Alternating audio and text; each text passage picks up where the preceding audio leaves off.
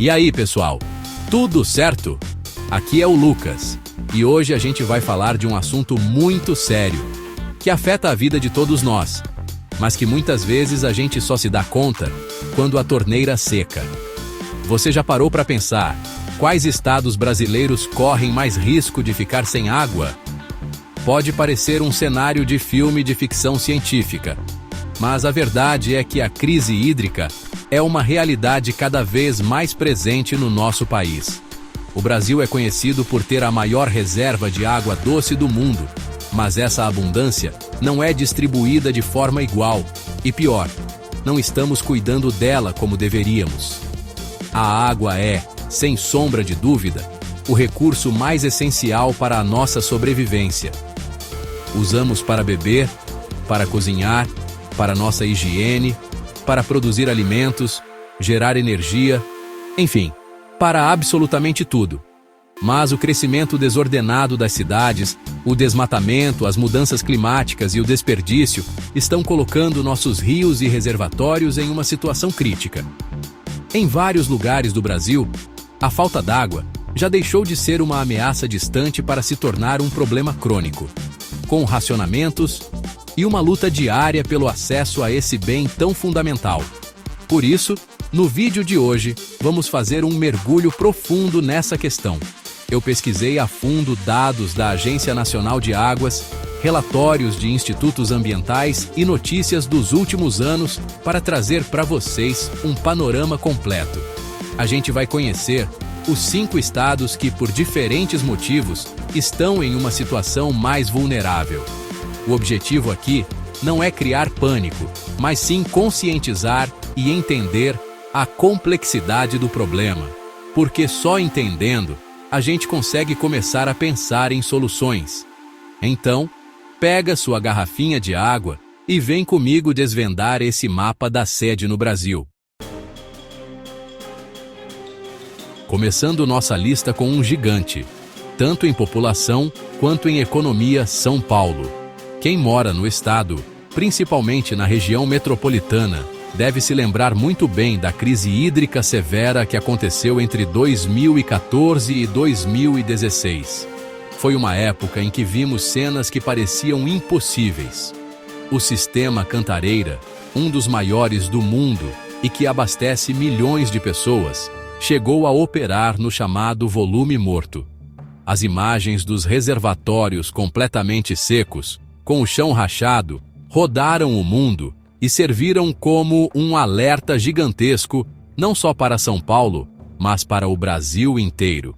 Foi um período de racionamento, multas e muita incerteza. O principal fator de risco em São Paulo é a combinação explosiva de uma demanda altíssima com uma disponibilidade hídrica limitada. A Grande São Paulo concentra mais de 20 milhões de pessoas, uma população maior que a de muitos países. Toda essa gente consome uma quantidade colossal de água diariamente, tanto para uso doméstico quanto industrial. Embora a situação tenha melhorado desde a grande crise, graças a obras de interligação de bacias e a uma maior conscientização da população, o sistema continua operando no limite.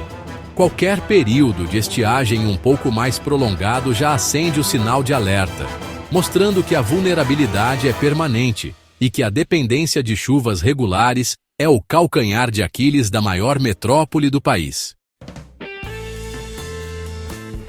Agora a gente viaja para o Nordeste para falar do Ceará. A situação aqui é bem diferente de São Paulo, mas igualmente preocupante. O estado está quase que inteiramente localizado no semiárido, uma região que, por natureza, já possui um regime de chuvas muito irregular e escasso. A história do Ceará é marcada por longos períodos de seca, uma luta constante do povo cearense contra a falta d'água. É uma realidade que moldou a cultura, a economia e a própria resiliência das pessoas que vivem lá. A principal fonte de água do estado vem de grandes açudes, como o Castanhão e o Oroz, que dependem diretamente das poucas e concentradas chuvas para se manterem cheios. O problema é que, com as mudanças climáticas, os períodos de estiagem estão se tornando mais longos e mais severos. Nos últimos anos, vimos esses grandes reservatórios atingirem níveis criticamente baixos, ameaçando o abastecimento de Fortaleza e de dezenas de cidades do interior. A dependência quase total da água da superfície, somada a altas taxas de evaporação por causa do calor intenso, torna o sistema hídrico cearense extremamente frágil. Projetos como a transposição do Rio São Francisco são vistos como uma esperança, uma forma de trazer mais segurança hídrica, mas eles também enfrentam desafios e não resolvem o problema sozinhos. A gestão cuidadosa e o combate ao desperdício são cruciais para a sobrevivência no sertão. Pode parecer estranho colocar o Distrito Federal, o coração político do Brasil, nesta lista. Afinal, a região é conhecida como a Caixa d'Água do Brasil, por abrigar as nascentes de importantes bacias hidrográficas. Mas a realidade dentro do quadradinho é bem mais complexa. O DF enfrentou uma de suas piores crises hídricas da história entre 2017 e 2018, que levou a um racionamento de água rigorosíssimo para toda a população. Foi um choque para muitos brasilienses, que não estavam acostumados com a ideia de que a água poderia, de fato, acabar. O episódio mostrou que nem mesmo a capital do país está imune a esse problema. O grande desafio do Distrito Federal é que, apesar de estar em uma área de nascentes, suas fontes de captação de água são limitadas e estão sob enorme pressão. O crescimento populacional acelerado, com a expansão de condomínios e novas áreas urbanas, aumentou drasticamente a demanda. A Bacia do Descoberto e a do Santa Maria Torto, que abastecem a maior parte do DF, já operam perto de sua capacidade máxima. Além disso, a ocupação desordenada do solo no entorno dos reservatórios compromete a qualidade da água e a capacidade de recarga dos aquíferos. O racionamento serviu de lição, mas o risco continua latente. O futuro do abastecimento de Brasília depende diretamente de um planejamento urbano mais inteligente e da proteção rigorosa de suas áreas de manancial. Pernambuco é um estado de muitos contrastes, e isso fica muito evidente quando falamos de água. Enquanto a região metropolitana do Recife, no litoral, enfrenta problemas relacionados a enchentes e à gestão de seus rios urbanos, o interior do estado vive uma realidade completamente diferente, a da seca severa e persistente. Assim como o Ceará, grande parte de Pernambuco está inserida no polígono das secas, no coração do semiárido brasileiro. Cidades inteiras no agreste e no sertão dependem de sistemas de abastecimento frágeis, que entram em colapso durante as estiagens prolongadas, forçando a população a depender de carros-pipa por meses, ou até anos. A vulnerabilidade hídrica do interior pernambucano é uma questão histórica e estrutural. A economia local, baseada na agricultura de subsistência e na pecuária, é a primeira a sofrer os impactos da falta de chuva. O Rio São Francisco, que corta o estado, é a principal tábua de salvação para muitas comunidades, mas seu uso também é motivo de disputas e precisa ser muito bem gerenciado. A transposição do Rio São Francisco também chega como um alento para muitas áreas, mas a distribuição dessa água até as torneiras de todas as casas do sertão ainda é um desafio logístico e financeiro gigantesco. Para Pernambuco, garantir água para todos significa superar um abismo social e geográfico que divide o estado. Fechando nossa lista, temos um estado que carrega no próprio nome sua riqueza mineral, mas cuja maior riqueza pode ser, na verdade, a água: Minas Gerais.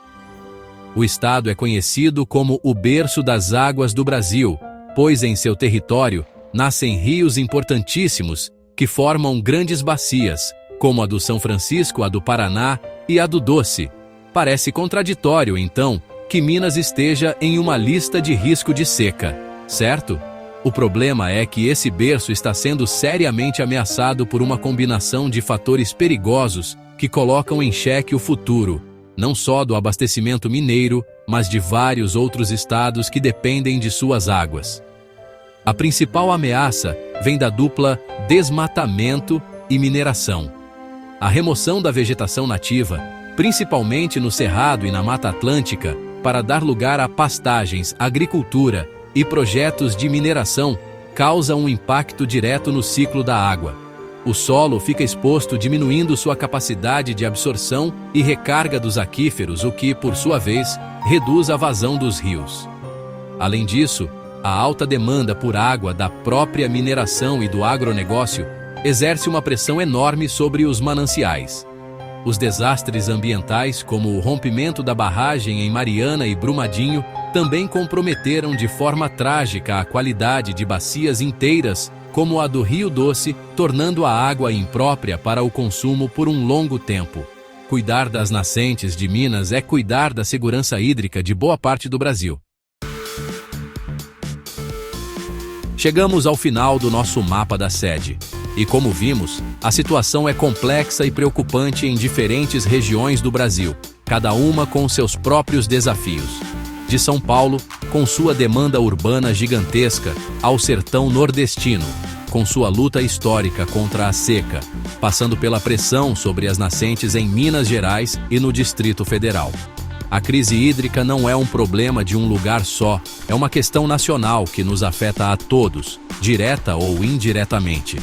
A água que nasce em Minas pode ser a que abastece uma cidade no Nordeste, e a chuva que cai na Amazônia regula o clima que permite o abastecimento de São Paulo. Fica claro que não existe uma solução única e mágica.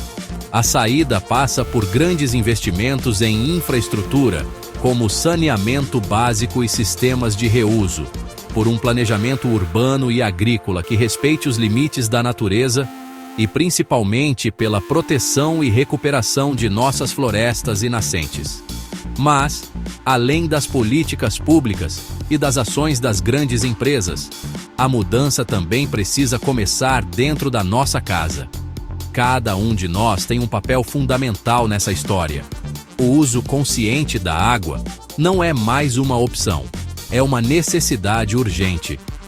Pequenas atitudes, como diminuir o tempo no banho, consertar vazamentos, não usar a mangueira como vassoura e reutilizar a água sempre que possível, quando somadas, fazem uma diferença enorme. É a gota de cada um que enche o copo da coletividade. Agora eu quero saber de você. O seu estado apareceu na lista? Como é a situação da água aí onde você mora? Você já passou por algum período de racionamento? Deixa seu comentário aqui embaixo. Vamos continuar essa conversa que é tão importante. Se você gostou do vídeo e acha que essa mensagem precisa chegar a mais gente, não se esqueça de deixar o seu like e compartilhar. Um grande abraço e até a próxima.